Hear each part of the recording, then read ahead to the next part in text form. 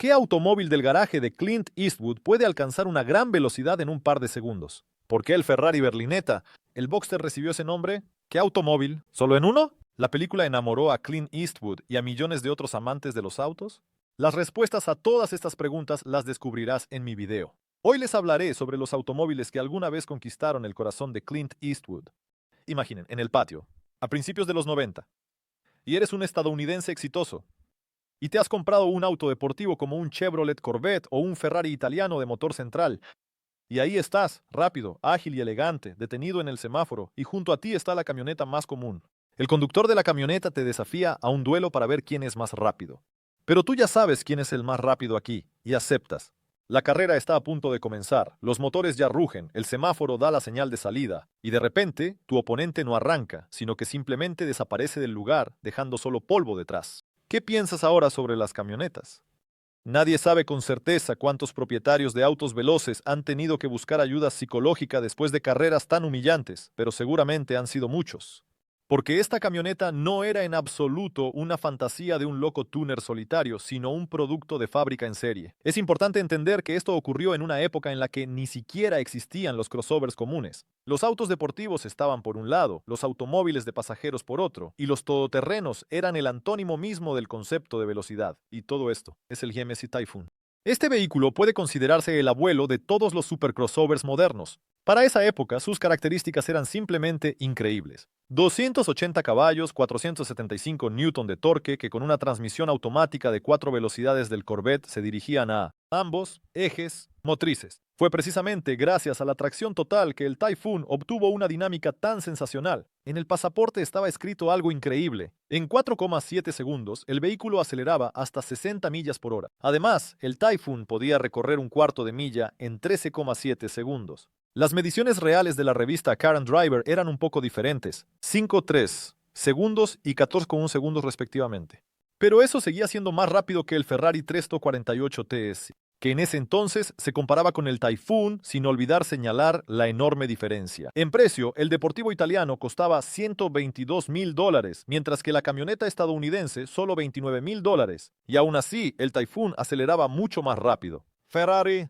Lynn mencionó en una entrevista que todavía conduce el Typhoon, y no es sorprendente, incluso en la actualidad, el automóvil luce excelente y puede impresionar a muchos, tal vez no por su velocidad, pero sí por su fenomenal arranque desde cero. Ahora, el precio del Typhoon supera los $170,000, a pesar de que en su momento este automóvil no ganó mucha popularidad y fue descontinuado. Un año después del lanzamiento del primer modelo, no quería lanzar un automóvil con motor central, creyendo que sería demasiado complicado de manejar para conductores inexpertos solo después de asegurarse de su seguridad y eficacia. Esto en el contexto de la disposición de los deportivos Dino de 6 cilindros. Aceptó el desarrollo de un coche de 12 cilindros con una construcción similar. Así nació el Ferrari 360 GT4. Berlinetta Boxer. El funcionamiento del motor de este automóvil recordaba a un combate entre dos boxeadores. De ahí proviene el nombre. La potencia del Ferrari 365 GT4 Berlinetta Boxer era de 380 caballos de fuerza y el par alcanzaba los 480 Nm. Además, el motor plano proporcionaba al coche un centro de gravedad bajo y permitía colocar una caja de cambios manual de 5 velocidades debajo de él. En un solo bloque con el eje trasero motriz, las cajas negras de los filtros de aire sobresalían por encima de la tapa del compartimento del motor. El Ferrari Berlinetta Boxer sentó las bases del estilo distintivo de la marca para las próximas 2 décadas. Parecida a las cuerdas de un violín, la rejilla del radiador de aluminio estaba integrada en el parachoques delantero y ocultaba detrás de ella las luces rectangulares. Luz alta. Los faros redondos dobles emergentes se encontraban por encima de los intermitentes ámbar al mismo nivel que la rejilla de ventilación plateada. Y en el panel trasero, en una sola fila, estaban dispuestas 3 luces traseras redondas, a cada lado. El Ferrari Berlinetta Boxer salió a la venta solo en 1973. Fue reconocido como el automóvil más rápido del mundo en ese periodo, 2 años después de su debut. Ese tiempo se dedicó a pruebas y mejoras de diseño, pero no se lograron corregir los defectos iniciales. Finalmente, en el periodo de 1973 a 1976, se produjeron solo 378 unidades del Ferrari Berlinetta Boxer, incluidas 88. Con volante a la derecha, se considera que el Ferrari Berlinetta Boxer fue comprado para Clint Eastwood como regalo por parte del productor italiano Dino De Laurentiis después de la filmación de la película Las Brujas. Sorprendentemente, Eastwood rápidamente se convirtió en mecánico de automóviles después de decidir que no le gustaba el techo. El actor lo retiró en 1978 y lo mantuvo en nuevo estado hasta su venta alrededor de los años 80. Ahora el precio del Ferrari es de 360.000 rublos. El GT4. Berlinetta Boxer alcanza los $400.000. El Torino de 1972 finalmente perdió su conexión con el pasado de carreras, pero a cambio ganó en confort, maniobrabilidad, seguridad y silencio. Estas características eran propias de automóviles de una clase superior. Se mantuvo como el único modelo de tamaño mediano de Ford y estaba disponible en 3 series: Básico, Gran Torino y Gran Torino Sport. El Gran Torino Sport era el que lucía más impresionante, tal como se mostró en la película de Clint Eastwood, Gran Torino de 2008. Las ventas del Torino en 1972 alcanzaron las 496.645 unidades, superando por primera vez las cifras equivalentes de Chevrolet. Y gracias a la película, el Gran Torino Sport recuperó su antigua popularidad. Fue después del rodaje que Clint Eastwood compró un Gran Torino Sport para sí mismo. El Ford Torino mantuvo la forma de la carrocería, pero se hizo más grande en dimensiones y más pesado. Exteriormente, el Gran Torino Sport era difícil confundirlo con otro automóvil de aquellos tiempos. Se realizaba una clara distinción entre el Torino básico y el Gran Torino. El primero tenía una parrilla rectangular que abarcaba todo el ancho de la carrocería. El segundo se diferenciaba radicalmente de todos los Ford lanzados anteriormente. Eran memorables el enorme capó y la pequeña parte trasera. El coche recuerda a la clásica botella de Coca-Cola de perfil. Un rasgo destacado fue el cromado de los faros delanteros y traseros. Los últimos estaban unidos en una sola línea, lo que, combinado con el techo inclinado, se veía bastante elegante. Por primera vez se utilizó una parrilla ovalada con 2 dientes decorativos en la parte inferior. Según la idea de los creadores, esto se asemeja a la mandíbula de una orca. Un desafío peculiar. Un eco de los rebeldes años 60. La suspensión trasera fue elevada por la misma razón. En total había 9 modificaciones. Las principales modificaciones eran el techo, que no tenía soporte en el interior, y el sedán de 4 puertas. La longitud del automóvil era de 16 pies y la del interior de 10 pies. Esto era característico de un coche americano común. El panel de instrumentos estaba equipado con todo lo necesario, desde el velocímetro hasta el reloj y el indicador de temperatura. La potencia máxima del motor del automóvil es de 280 caballos de fuerza. El par motor supera los 400 Nm. Acelera de 0 a 60 millas por hora en 7,3 segundos. El precio del Gran Torino Sport es de $100.000.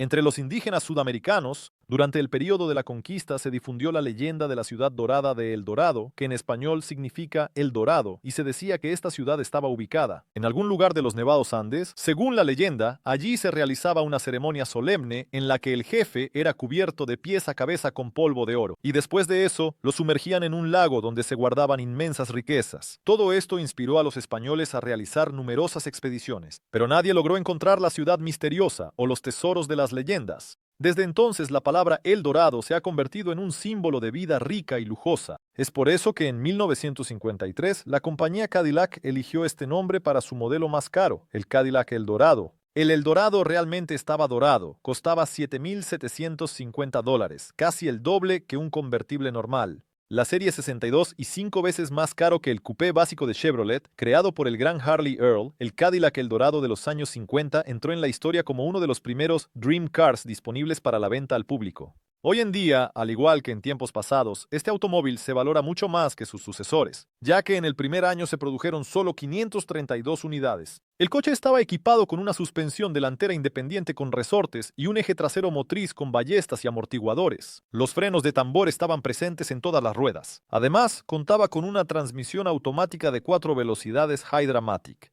También, en la lista de equipamiento estándar se incluían los elevalunas eléctricos y la dirección asistida, una innovación para Cadillac. Además, tenía un techo blando con accionamiento hidráulico que se plegaba bajo un panel metálico. Esto añadía más de 220 libras de peso extra, lo que afectaba significativamente la dinámica y el consumo de combustible. El Cadillac Eldorado convertible impresionaba con su diseño lujoso y se anunciaba como el automóvil más emocionante de todos los que se han creado alguna vez. Al igual que en la serie 62 de EU, se utilizó bastante cromo en el diseño exterior. Destacaban notablemente los imponentes parachoques con largas balas adheridas en la parte superior. Dagmar. Las características distintivas del Eldorado eran las líneas superiores recortadas de las puertas, el parabrisas panorámico y las ruedas de radios con aros de neumáticos blancos. La potencia máxima del motor del automóvil alcanzaba los 300 caballos de fuerza. El par máximo era de 447 Nm. El precio del Cadillac Eldorado supera los $150.000 y Clint Eastwood es el feliz propietario de este automóvil, siendo el primero en ver en el Mini. El enorme potencial deportivo fue descubierto por John Cooper, propietario de la empresa Cooper Car y creador de los monoplazas de Fórmula 1. Él probó las cualidades de manejo del coche compacto y se dirigió a su amigo Alec Isigonis con la propuesta de convertirlo en un automóvil de carreras. Al principio, Isigonis estaba escéptico y no estaba de acuerdo, pero Cooper lo convenció de la viabilidad del proyecto. Y ya en 1960 se presentó el resultado de su colaboración, el Mini Cooper. El automóvil se destacaba principalmente por su buena manejabilidad, maniobrabilidad y estabilidad en cualquier carretera. Estas características se mejoraban con los frenos de disco delanteros y la caja de cambios con una relación de transmisión modificada. Los diseñadores del Mini Cooper lo crearon para participar en rallies, y para cumplir con los requisitos y estándares era necesario producir al menos 1000 unidades. De este modelo, a pesar del precio de 569 libras, la demanda de estos coches superó todas las expectativas. En 10 años, la compañía vendió alrededor de 135,000 Mini Cooper de todas las modificaciones. La producción en serie se detuvo en 1971 con la aparición de la versión actualizada del Mini 1275. Sin embargo, en España e Italia, el clásico Cooper continuó siendo fabricado por las empresas UTG y Encente. Gracias a su excelente maniobrabilidad y su tamaño compacto, el Mini Cooper tomaba las curvas a la perfección, lo que lo hacía invencible en carreras de rally y circuitos. Para las competiciones, el coche estaba equipado con un segundo tanque de combustible y un servofreno de vacío. También con faros adicionales, junto con un faro buscador en el techo y un armazón de seguridad en el interior. Las primeras victorias en rally con el Mini fueron logradas por mujeres. Patricia Hassan en el Rally de Ginebra en 1960 y luego Patmos y Ann Wisdom en el Rally femenino de Montecarlo, 1962. Los logros más conocidos del Mini Cooper. Primeros lugares en el Rally de Montecarlo en 1964, 1965 y 1967. Estas victorias fueron logradas por Paddy Hopkirk, Timo Mäkinen y Rauno Aaltonen, respectivamente. Al mismo tiempo, la potencia máxima del motor del coche era de 75 caballos de fuerza y el par máximo era de 107 Nm.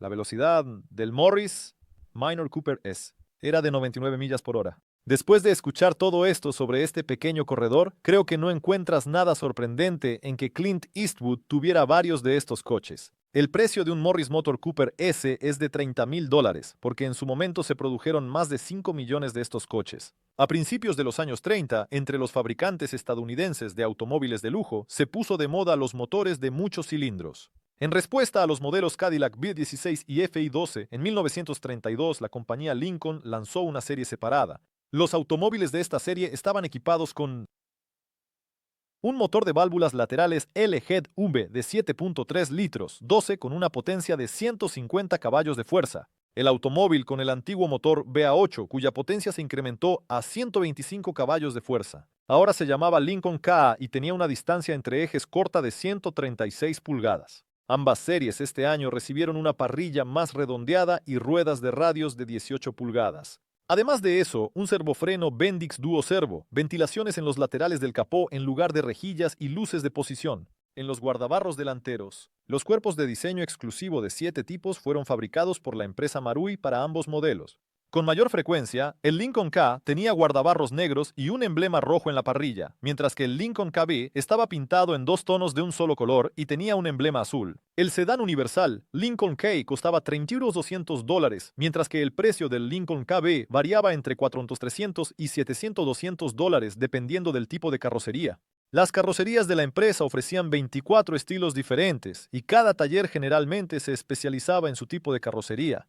Brun fabricaba cabriolets, Willoughbys, limusinas, Dietrichs, coupés y cabriolets de 4 puertas, Judkins, sedanes y coupés, Murphys, Phaetons y Roadsters. Las ventas de Lincoln en 1932 fueron de 3,406 automóviles, de los cuales 1,765 eran de la serie K y 1,641 de la serie KB.